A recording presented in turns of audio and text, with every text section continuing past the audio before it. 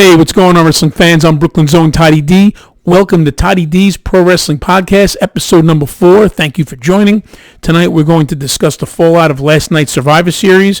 I'll discuss my opinions and the results really quickly, and then we're going to jump into several other topics. We'll do one at a time. We're going to save all the best for last. So, getting right into Survivor Series last night, first and foremost, I, for one, was not happy having the ladies three-way triple threat match as the closer. Nothing against the women. They had a hell of a year. Between the Women's Revolution and all the stuff they did all year, it has been nothing but phenomenal. The ladies were great at War Games on Saturday night. I was really impressed by Rhea Ripley, which we'll get into in a few minutes. Also, they did a great show last night, the ladies. They put on a hell of a show at Survivor Series. I just feel, in my opinion, the closer should have been Brock Lesnar defending the title against Rey Mysterio. The last three matches in this particular order should have first been Bray Wyatt defending against Daniel Bryan, and then have the women on, Bayley versus Becky Lynch versus Shayna Baszler. And then the final match should have been Brock Lesnar defending the Raw Championship against Rey Mysterio. That should have been the go-home match, and that's the bottom line, as Stone Cold would say. That's just my opinion. So anyway, with that being said, as everybody's aware by now, there were 3 pre-matches before the actual start of Survivor Series. And I have to say that all 3 matches and the outcomes of the winners, I totally agreed with. That was the only thing I really agree with for the most part in the night with people going over. You had NXT had 4 wins, SmackDown had 2, and Raw had 1. So with the pre-show, first was the Tag Team Battle Royal, and Robert Roode and Dolph Ziggler went over. They won the match, and I think that was the right decision to have SmackDown win that particular pre-show match because, Dolph and Robert Roode, they're both, still building as a tag team, and I think them getting that win, helps them move along and plow forward and give them the bragging rights that they need in order to be more of a believable tag team. So I think that was the right decision. Then moving on to the second pre-match was the triple threat match with the Cruiserweight title on the line. And Lio Rush, defended successfully. He won. And I think that was the right decision as well because, Lio Rush is coming into his own. I think he's a great high flyer. He's a great cruiserweight. He's got a lot of charisma. I particularly didn't care for him when he was managing Bobby Lashley or mouthpiece, whatever you want to call him. I thought he was nothing but obnoxious and annoying to the point. Not that I thought he was doing a great job at being obnoxious. I just thought in general, he fell flat at being the mouthpiece or even like wannabe advocate for Bobby Lashley. He definitely was no Paul Heyman.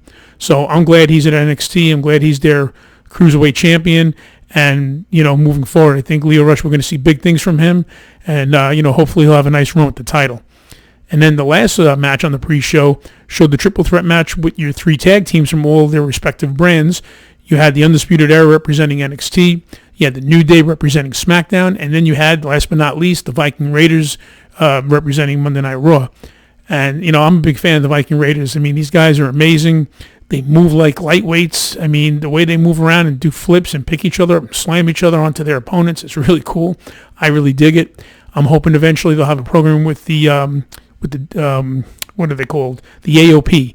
So hopefully they'll have a nice, feud in the future because they're bringing them back onto TV little by little. And I think that'll be a hell of a feud eventually.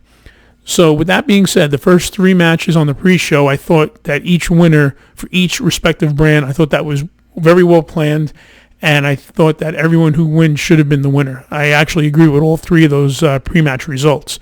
But now I have a problem with the 7 matches that were on the main show. On the, let's see, what do we have here now? On the first match, you had the Women's Survivor Series triple threat elimination with the captains. So it was basically 15 people, 5 on 5 on 5. And, the winners were Team NXT Rhea Ripley along with Shiari and Candice LeRae. Now, that particular match, okay, fine. Them winning was the right decision only because Rhea Ripley, they're trying to build her and make her, be very believable as like a major player for the women's division. I mean, she's tall, she's strong, she has a good look. And I think moving forward, she'll be a formidable opponent to go against Shayna Baszler. I mean, she's held the title on 2 different occasions now, and I think Shayna Baszler's best competition to date will be eventually against Rhea Ripley. So that first match, okay, I agree, that should have been the winner, Team NXT. But now going to the triple threat match, you had Shinsuke Nakamura, the IC title holder. You had the NXT North American champion, Roderick Strong, as well as the United States champion, AJ Styles, do a fatal 3-way. So now we all know the outcome of that was Roderick Strong winning. And I don't feel Roderick Strong should have won that. What I would have done was, either book Shinsuke Nakamura or even AJ Styles to win that. And here's the deal. Neither one of them, in my opinion, aren't defending those titles properly. And we're going to get into that in a little bit. Personally, I'm an old fan. I'm an old school fan of the IC title. I remember back in the day in the 80s, going into the 90s, the IC title was the stepping stone to the WWE title. And it was a very believable title. There was a time where that title was just as prestigious as the then WWF, then WWE, eventually heavyweight title. And at times it surpassed the WWE title. I mean, think about the IC champions you've had in the past. You had, Mr. Perfect, Kurt Hennig. You had Bret the Hitman Hart, Ricky the Dragon Steamboat, the Macho Man Randy Savage. And people can laugh if they want about Honky Tonk Man. He was the greatest Intercontinental champion of all time. He was a, 14-month champion. But you get my drift. There were a lot of IC title holders that brought prestige to the title, even way back when, Magnificent Morocco, Tito Santana, Greg the Hammer Valentine. Your first inaugural IC champion was Pat Patterson. I mean, back in those days, that IC title meant something. And now, the last couple of years, it's just been a strap for somebody to hold, or a title, I should say, for somebody to hold to make it look relevant when they weren't doing any justification to that title. And then recently they came out with the this new IC title, and I've said it on my Twitter page before, Toddy D Wrestling. Looking at that title reminds me of a cheap knockoff of the AEW title. It looks just like the AEW heavyweight title. It even looks a little reminiscent to the ladies' championship in AEW. I'm not a fan of the new title. They got rid of the heritage. They got rid of all the lineage of that IC title. I happen to have been a fan of the white strap when Cody Rhodes was in WWE. He brought the white strap back. I thought it was great. I mean, that IC title would look nice with either a black strap, a yellow strap, a white strap. Doesn't matter. As long as you don't make it red or blue, that title would look wonderful the way it was, and I don't think they should have changed the style of the belt. I like the old school feel, and if you represented that title correctly, then that title would mean something. I'm not saying that Shinsuke Nakamura, isn't a good wrestler or a good performer, because he is. I just feel, in my opinion, he's not meant to be the IC, champion. Who's not? I just don't think it's Shinsuke Nakamura is what I'm saying. And as far as the United States title is concerned, I remember way back in the day, and I'm not talking about when John Cena had that open invitation. To me, that was BS.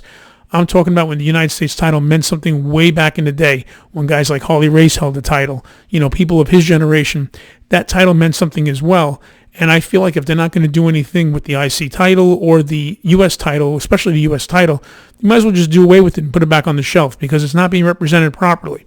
And getting back to my original point of all this is, I feel that AJ Styles should have went over in that triple threat match yesterday, because having that win and making the title prestigious and matter, maybe he would actually defend it from there and make the title worth the damn. That's just my opinion. I don't think Roderick Strong needed to go over in that match. He had a hell of a presentation at War Games, and, he could have put on a great match, and he didn't even have to get pinned, or even if he did get pinned, it wouldn't have mattered. This is a WWE Survivor Series event. It's cool that NXT is involved, but I just think that they're, way too pro NXT last night at Survivor Series. I didn't agree with it at all, but that's just my opinion. So then the third match, you had Pete Dunne go up against Adam Cole for the NXT, heavyweight title. And, personally, not to knock the small guys, because, everybody has a place in wrestling. I'm not being prejudiced toward the smaller guys. I think Pete Dunne is pretty good. He's all right and all, but, I mean, it was obvious that, Adam Cole, boom, baby, was going to go over and keep the title. I mean, I don't see Pete Dunne getting the belt last night or getting the title last night. I saw Adam Cole, retaining and moving forward. And the thing with Pete Dunne is, I'm just not a big fan of the whole finger bending and the cracking and all that crap. To me, that's not wrestling. It's just a little side freak show just for him to have some kind of gimmick. Not into it really, so I'm not really impressed. I think it's boring. I think it's stupid. But then again, just my opinion. So now getting on to match number 4, the Universal title match was Daniel Bryan versus The Fiend Bray Wyatt. So now, here's the funny thing. Bray Wyatt, okay, and we're going to get to this in another topic, but, when he comes out as, The Fiend with the mask and Mr. Crazy and all, like a sociopath, they wrestle in that red light. Now, when he was first on Monday Night Raw, and he beat Seth Rollins for the title, Monday Night Raw, red brand, red strap, okay, red lighting, supposed to be like demonic, evil, whatever you want to call it. But it doesn't make sense to me now that he's got that title on SmackDown. The strap is blue now, and shouldn't the light be blue and not red? Just my opinion. I don't think there should be any light at all whatsoever. I don't think he needs that light. He could just be wrestling, in a regular lighting situation, or have the, light squad a little darker or creepier. But to me, that bright red light is nothing but annoying. I don't think it's necessary to have. Just my opinion. But obviously, I knew that Bray Wyatt was going to go over because he just recently won the title. It's like, where do you go from here with Bray Wyatt? Because now they're making him impervious, to pain and to all these finishers. And he's like basically no-selling everybody's, finishing moves. I think Seth Rollins in Crown Jewel, he did like 25 curb stomps, and, he still kicked out of every pin. So basically my question is, where does WWE go from here? Who's going to beat Bray Wyatt, the Fiend, in the future? How is he going to, become mortal and be able to, be defeated? I mean, I feel like WWE is backing themselves into a corner. But then again, it's just simply my opinion. And then you had match number 5. You had the Men's Survivor Series, triple threat elimination. And as you know, the winners for that was Team SmackDown, Roman Reigns. I thought that Roman Reigns and Keith Lee one-on-one was awesome. I am a huge fan of Keith Lee. I see nothing but great things for him. For a big man, damn, he can move. He's really awesome. The way he does the moonsault and just the way he carries himself. Dude's got charisma. I think he's great. And, I don't think it was really necessary for Roman Reigns to win that match. But I think somewhere down the line, Keith Lee will get a chance to shine. So perhaps in that match, it should have been SmackDown or Raw to go over. So I agree with that. But, overall last night, NXT had 4 wins. We're going to get to the last one in a few minutes. So then moving along, you had the no-holds-barred match. You had Brock Lesnar go against Rey Mysterio. I thought it was pretty cool. When Dominic came out, he tried to help his pop out, and he took a couple of, licks for his troubles. It was pretty funny. But, where do you go from here? I mean, Brock Lesnar is a beast. Having Rey Mysterio go against him last night, I know Rey Mysterio's beat big guys before. He's the little big man, they call him. I think it's a cute little catchphrase. Not to take away anything from Rey Mysterio. I think he's nothing but awesome. He's one hell of a wrestler. But this isn't the way it was, 10, 15 years ago when he was beating, bigger guys. This is Brock Lesnar. The dude is, he's a wrecking machine. He's a beast. He ended Taker's career streak. So I just thought that match, it was a nice little build, good little feel with the family getting involved. I wasn't a fan of the whole Cain Velasquez deal in Crown Jewel, nor was I a fan of Tyson, Fury. In my last podcast, I discussed about these outsiders coming in and then making the, wrestlers or entertainers, if you want to call them the talent, they make them look bad, and I'm just not a fan of that. So, obviously I knew Brock Lesnar was going to go over. And then last but not least, you had the triple threat women's match, non-title. You had Bayley, versus Shayna Baszler versus Becky Lynch. And, obviously everybody was talking about Shayna Baszler the whole, pre-show. Sam Elliott, I think what's his name? Oh God, I can't think of his name. That's the actor. But that little short dude, I forgot his name. He was talking to JBL in the pre-show. And the reason why I forget his name, I really don't care for him much. I think he tries to be like a heel announcer, and he's horrible on the mic, but that's just my opinion. That's the whole other story. All he was talking about was, Shayna Baszler this and Shayna Baszler that. It was so obvious that she was going to go over and win. At least that's what I thought at the time. Obviously it was so predictable from the beginning that Bayley was going to take either a pin or a submission. I kind of feel bad for her in a way because they make her like the weak link of the 3. And, the way she said it in the interview earlier in the night before the match started, she's the only person to ever hold the NXT championship, the Raw championship, the Women's SmackDown championship, and as well as the Tag Team championship with Sasha Banks. And it's like, she gets no respect. I think it's cool that she got rid of the Bayley buddies. What did Booker T call him? The Bayley something or other. He got that wrong. Typical Booker T.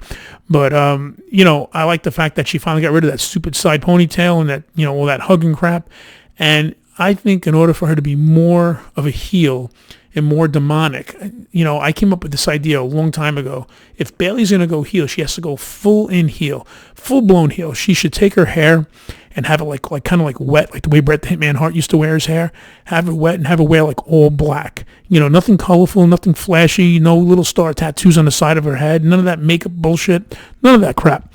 Just have her come out, all in black and have her be, like a full total heel, like the way Stone Cold was. If you look at him behind me there on the wall, something like that. They refer to Becky Lynch as like the female version of Stone Cold. And the problem I have with that, it's very simple. When Becky Lynch became the man, it was organic. She flipped out that night when she beat down Charlotte when Charlotte did the natural selection, and Becky thought she had the match won. This is before the whole man gimmick started, and the crowd was going nuts for Becky. She finally, she had enough. She beat down Charlotte Flair. She was like trying to be a full-blown heel, and then little by little, the crowd started chanting for Becky Lynch. She got over on her own, and then that whole man chant started. But what WWE does these days, and they did it to Becky Lynch, they did it to Rusev Day, they take organic things that start out, like I said, organically, that it's great. It's just wrestlers doing things on their own to make themselves go over. And when WWE sees something, they push that corporate machine, and they make something natural turn into something that they force. This is why the crowd used to boo Roman Reigns so much. They were forcing Roman Reigns down our throats. It's not Roman Reigns' fault. Now Becky Lynch, this whole character she created, I thought was great at first, but now I think it's watered down because of WWE. And, the same goes for like other organic things that happen that start out really magically that WWE ruins. Now, I don't think Shayna Baszler should have won last night. I feel that, I know it sounds crazy, but everybody figured, it's going to be either Shayna Baszler or Becky Lynch. I would have had Bayley go over in that match just to have that edge and have that attitude that I proved both of you wrong. I told you I was better. Nobody gave me credit. Everybody had me and cast me in the shadows in the background. It was all about Becky Lynch and Shayna Baszler. But here I won the match. And I think if you're going to have the women's match as the closer last night, you should have shocked everybody and had Bayley go over. Not that I'm a huge fan of hers, but I thought that would have had a statement and that would have gave her some kind of push. Shayna Baszler already has that badass image. She's a two-time champion. She has the horsewomen who back her up. She looks tough. She looks the part. She is the part. She's a former UFC fighter, so she already has clout. Becky Lynch, the whole man gimmick, she's got clout. She was Becky 2 belts, and now she's had the Raw Championship since WrestleMania. So she already has that backing. She has that stamp. I feel that Bayley should have went over last night so she could have had that stamp and had that future push. Again, my opinion. So if anyone wants to agree or disagree, once this podcast is up, hit me up at Toddy D Wrestling on Twitter or check out my YouTube page, Toddy D, and, give me your thoughts and your opinions. I would greatly appreciate it. So now moving forward, we discussed the Survivor Series. What I want to get into now is basically overall the current state of the WWE. We discussed the titles earlier, and now I'm going to discuss them more in general, more in detail. So your current state of WWE, there's a total of 18 different champions, which is a total of 23 champions with 18 titles. So I have a list here. I'm just going to go down the list real quick and read them. And everybody probably knows exactly who everybody is, but let's just do a quick recap. You have Bray Wyatt as your SmackDown champ. You have Brock Lesnar as your Raw champ. Becky Lynch as the Women's Raw champion. Bayley is your SmackDown champion. Shinsuke Nakamura is your IC champ. AJ Styles is the US champ. Your Viking Raiders are the Raw Tag Team champions. The New Day is the SmackDown Tag Team champions. The Kabuki Warriors are the Women's Tag Team champions, consisting of Asuka and Kairi Sane. R-Truth, from what I know at this point, is your current 24/7 champion, but that changes more than I change my shorts, so who knows who the 24/7 champion is right now. Adam Cole, boom, baby, is the NXT, heavyweight champion. You have Shayna Baszler, the women's NXT champion. Roderick Strong is your NXT North American champion. You have Lio Rush, your NXT Cruiserweight champion. The Undisputed Era are your NXT Tag Team champs, consisting of Bobby Fish and Kyle O'Reilly. You have Walter as your WWE UK champion. You have Kaylee Ray, your NXT UK Women's champ. Gallus, the NXT UK Tag Champs of Mark Coffey and Wolfgang. And basically, the UK, I get it. They should be separate and all. That makes sense. But, we always discuss this whole brand split. And no matter what WWE does, the brand split, the roster split, whatever you want to call it, it never works. I just feel there should be no splits. I'm not saying to have teams run amok, between Raw and SmackDown. But what I think they should do is just have, the way it is, set people, on the show, and then like every 6 months, do like a lottery pool and do some trades and keep it fresh so you don't have the same, obviously, stale rivalries over and over again. But I feel that, like, for instance, Bray Wyatt's your SmackDown champion and Brock Lesnar's your Raw champion. I don't think you need two titles. I think it's ridiculous.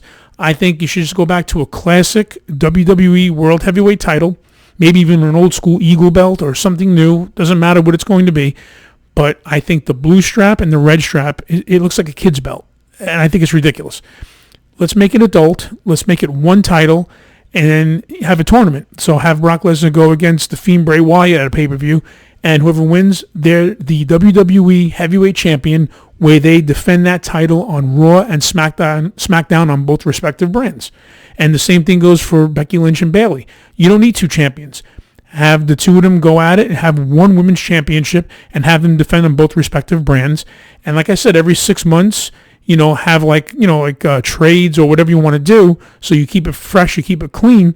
But I think there's a redundancy of titles. There's too many titles, and there's too many to keep up with, and not everybody gets enough airtime, and not all these champions get to even defend the titles. Excuse me. I mean, you have Shinsuke Nakamura as your IC title holder and AJ Styles as your US title holder. Now, I'm not saying to combine those two titles because those are two different belts. Those titles are different. It's not as if they're both heavyweight titles or tag team titles. So I would make the IC title more prestigious like it used to be, have them defend on a regular basis and, make it more of a respectable title like it once was. And I would have never gone with that new title. I think it's ugly, and it just, not only that it's ugly, it just reminds me of AEW. It doesn't look original. It lacks originality, and it looks like a really bad knockoff of AEW. And, it's bad enough that all AEW does is talk trash about WWE. Now you're giving them fuel to the fire. Just my opinion. So, Shinsuke Nakamura should, start defending that IC title or give it to someone who will make it more believable and more prestigious. And, AJ Styles, he came in as this, big deal. And ever since he's had the U.S. title, I mean, he's going up against Humberto Carrillo tonight. And hopefully Humberto will go over. Maybe he can do something with that U.S. title because, not for nothing, AJ's been nothing but a flop. I liked him as the heavyweight champion. But as a U.S. champion, I'm not buying into it. I don't care for it. So then, same thing goes for your tag team champions. You have the Viking Raiders and you have the New Day. Take those tag straps, combine them into one major tag title, and have them defend on both brands. It's too many. As I mentioned earlier, it's just too many titles. Now, getting to R-Truth, he's your current 24/7 champion. Now, I'm all for making the 24/7 title entertaining.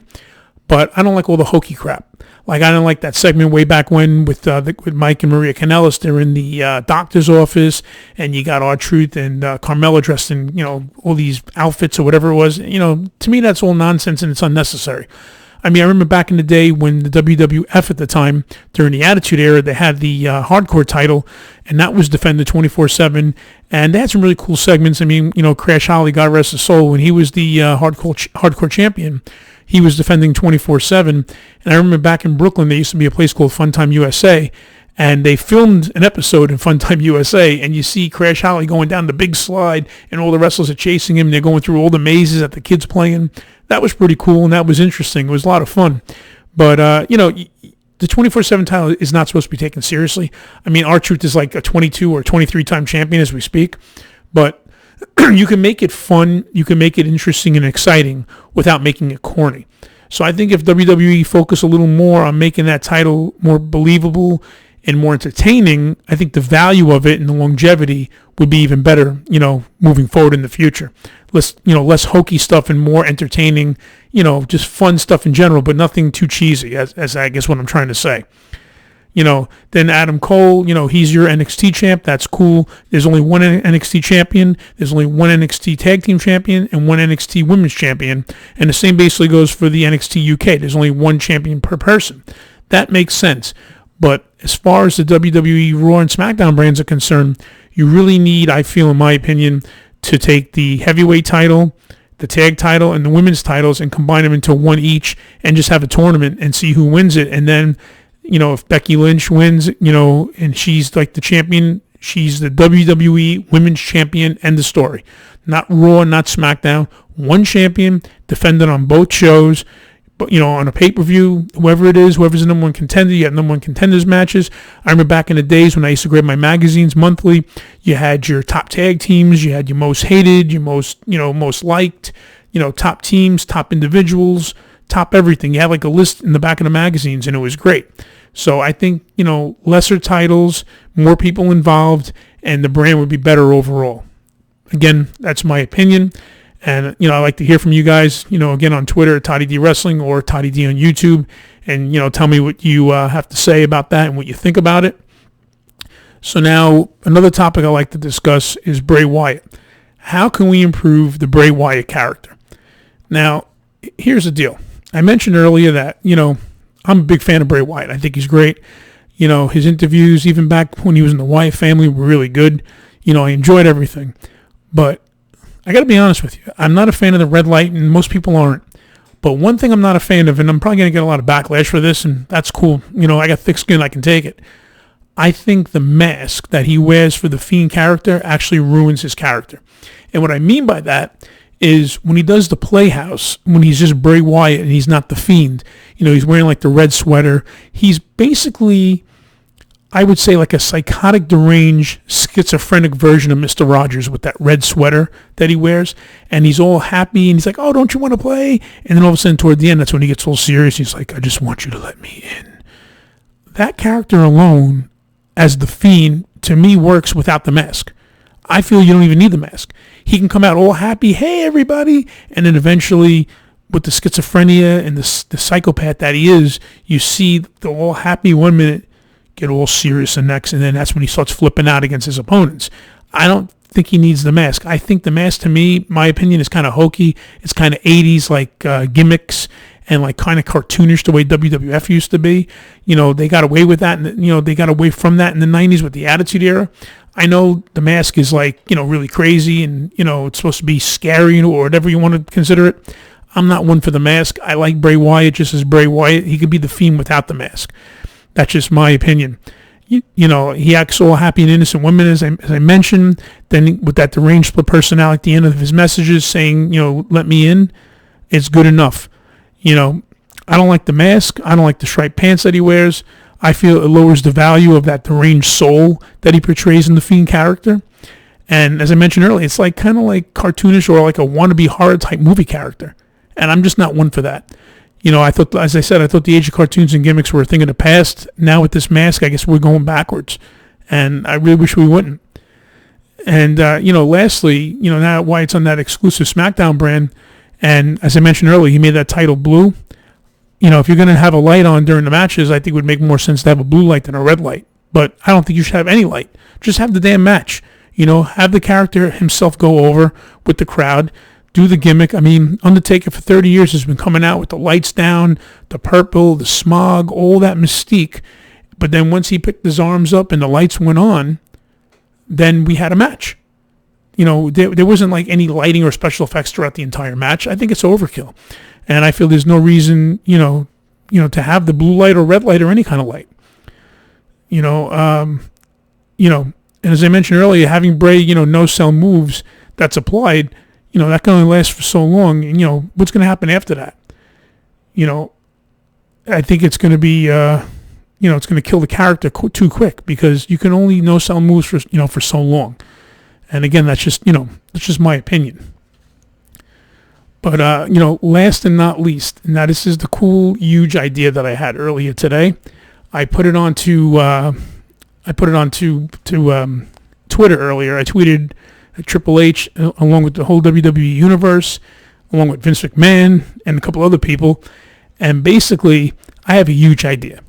And as I mentioned, this is the one time that WWE, as well as everybody else, is going to hear this. And I'm sure that people who have come up with this idea or thought of this idea in the past, I like to think that Triple H and Vince have talked about stuff like this or something similar. I can't be the only person who's thought of this, but maybe I have been. Who knows? But basically, my idea last night, since he had NXT go over in all these matches and have them have the 4 wins, and SmackDown had 2 and Raw had 1, I believe, why not just make NXT your official third brand? And, what I mean by that is there's been a lot of talks that they're going to be moving Full Sail University and the NXT performers are going to be going nationwide and they're going to get out of that Full Sail University. Now, I think that's a great idea. So if they take their shows on the road like Raw and SmackDown, they'll be able to do that, and then NXT, they can become that official third, major brand, and from there, Full Sail becomes an official training center, official training ground for all three brands. That, in my opinion, would make the most sense. Now, if that were to happen, you can add already established, people to the back to the NXT roster. You can have stars on that official third new brand. You can have wrestlers like Samoa Joe, Nakamura, Robert Roode, Cesaro, Dolph Ziggler, Dana Brooke, Apollo Crews, and there's so many other wrestlers that aren't being used properly on Raw and SmackDown. If you make NXT a third brand, then you can have all the entertainers, all the talent spread out on all three shows, and Full Sail can become the official training ground for all new developmental wrestlers. That's what NXT was supposed to be originally, developmental talent. Well, now if NXT is going to go over its Survivor Series the way they did last night and beat Raw and SmackDown and make them look really bad on their own show, why not just make NXT their equal? Everybody's saying that they're better than Raw and SmackDown. You know what? The storytelling is better. The matches, the talent, everything has been better, bar none. But now I feel since NXT's been that great, shouldn't they now become an official third brand and have them be equals with Raw and SmackDown? Have people, coming up in the ranks, all the indie talent, go to the Full Sail University, have them train there, own their craft, and then once they graduate Full Sail University, then they can be spread out and filtered, whether it's NXT, Raw, SmackDown, whoever it is, whatever show it is, that's when they can go on one of those three major brands, not two. NXT should be an equivalent, all three major brands. Triple H, if you're listening to Brooklyn's own Toddy D, I would do this if I were you, because since NXT's already beating Raw and SmackDown, you might as well make them their equals and just turn Full Sail University into a training center. I think that's the greatest idea. I think that's the best thing to do. And, you'll have three respective brands, and NXT will have their titles, and I think Raw and SmackDown should have sharing titles for some, and other titles could be split on the show. Like you can have the IC title on Raw, you can have the USA title on SmackDown, or vice versa. That's fine.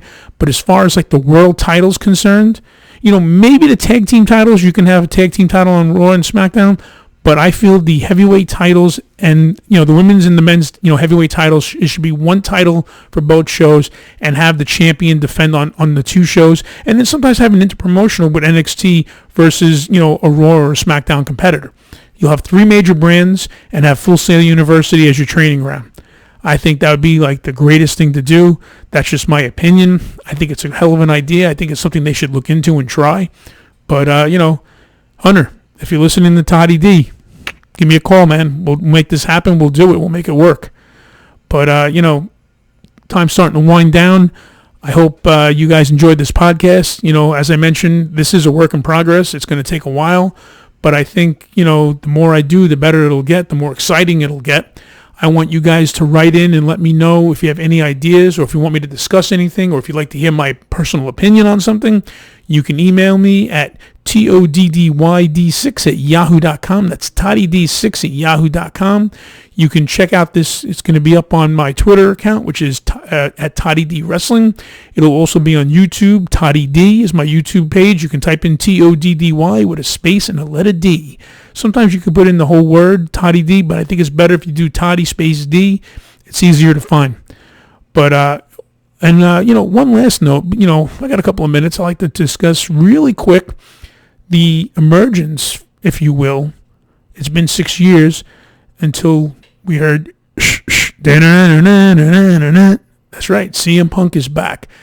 Now, I'm not a big fan of his from the past because when I used to be an associate producer at NWA Cyberspace, CM Punk worked for us before he first got signed on to WWE.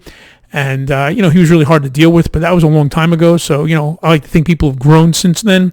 I'm talking, like 13, 14 years ago. So, at the time he was kind of hard to deal with, but I'm personally happy to see CM Punk back. I get it that he's with FS1. He's a Fox commentator and he's, paid to basically, dig into WWE and give his thoughts and everything of that nature, which I think is really cool. I think it's interesting how Seth Rollins is, trying to like nudge him into a match on Twitter, and AJ Styles did it also recently. And, it's really cool to be a wrestling fan between, the WWE, NXT, AEW, You have NWA Power, Ring of Honor, Impact, AAA, New Japan, and a bunch of other federations. It's really cool. But with CM Punk back now, I think it makes it even that much better. It's going to be really interesting. WWE's been in Chicago for this is the third night, and I think SmackDown will be the fourth night they'll be in Chicago. But it's been great. I was really hoping we'd hear the Cult of Personality, but he's not officially signed with WWE yet, folks. But hopefully that's just a small little speed bump, and eventually he'll sign on. Now, if CM Punk were to sign on, should his first match be against Seth Rollins? Should it be against AJ Styles? Somebody else, maybe Roman Reigns, someone from NXT? Steve Austin just did the Broken Skull session with Undertaker. Was his first interview he did. I aired on the network last night, which I thought was great. They're talking about CM Punk maybe being a guest on, Stone Cold's Broken Skull session in the future. But the bottom line is, I think WWE, personally, my opinion, they want CM Punk to be on that so they can have exclusive rights to him where he'll be with WWE and he won't be able to pull the jabs that he can, right now with FS1. But I guess we're going to find out eventually in the future to see if CM Punk is back just as an analyst or maybe he might be wrestling. I mean, for now, if I were CM Punk and I was even considering making a return, whether it's WrestleMania or whenever, Royal Rumble, you better start hitting the gym, bro, because, not to put you down or make fun of you, but you have lost some mass and, you want to look as believable as possible. I mean, when you were in your prime, you weren't even that big, but you were bigger than what you are now. So if you're going to go up against a guy the size of Roman Reigns or when you fought The Rock that time or even Undertaker, you need to get some mass. You need to fill back in a little bit. I mean, who am I to talk? I'm not, Jack LaLanne myself, but then again, I'm not a wrestler. Former wrestler, but that was years ago, trained by Johnny Rods. Another story, another time. But, it's interesting to see what's going to happen with CM Punk. I can't wait to watch FS1 tomorrow night at 11 o'clock, see what he's got to say. And I'm looking forward to Raw. It's going to be starting in approximately 33 minutes right now as we speak. It is now 7:27 on a Monday night.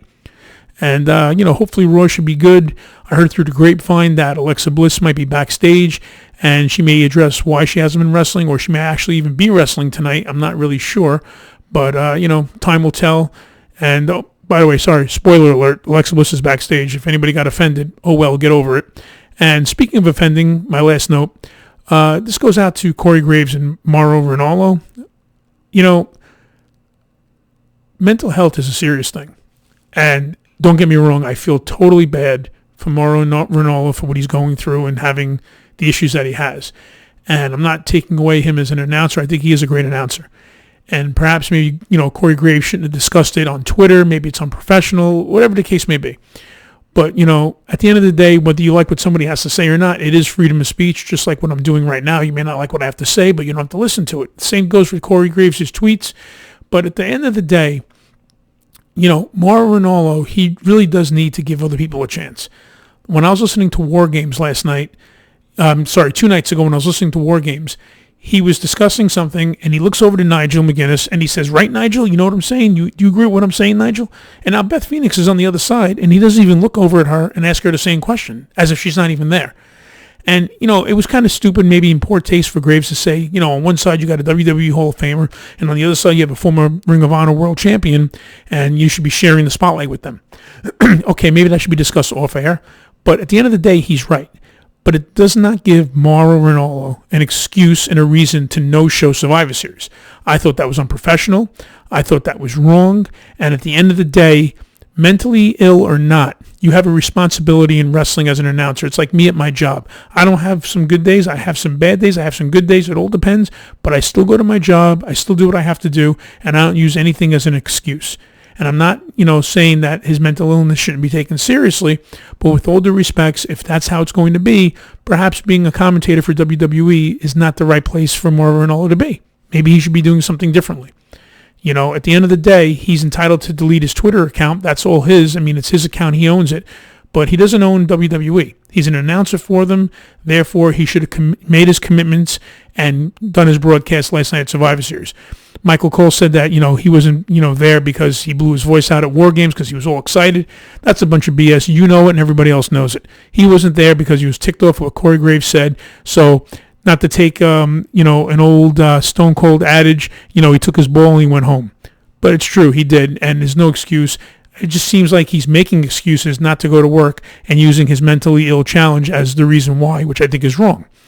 So with that being said, I hope you get better, Mauro Ranallo. I hope you feel better. Hopefully you'll be broadcasting on Wednesday night NXT on Wednesday night. From what I understand, you are. But at the same time, at the end of the day, give your colleagues a chance to speak. Because everybody says that Beth Phoenix isn't a good announcer. It's not that she's not a good announcer. She just never has an opportunity to speak. Or she says, oh my God, you see that? Oh my God, oh, wow, oh. She doesn't get a chance to say a word because you're too busy yapping. Too much of this Mamma Mia crap. I'm Italian, I get sick of hearing the Mamma Mia. But that's just me. At the end of the day, give Nigel a chance, give Beth Phoenix a chance, and share the responsibility. So hopefully on Wednesday night, things will change. Hopefully things will improve. And, people can say what they want about Corey Graves. He's no Bobby Heenan, but he's like a modern day heel version of Bobby Heenan. So I like Corey Graves. I don't think he's doing anything wrong. Maybe certain things should be, unsaid, but he didn't say anything that was really that bad to begin with. But that's all I got for now. My time is out. I'm going to get going. Once again, I'm Brooklyn's own Toddy D. Thank you for joining me on Toddy D's Pro Wrestling Podcast. Episode 4 is about to drop. Enjoy it. Drop me a line, and I'll see you next time at Toddy D's Pro Wrestling Podcast.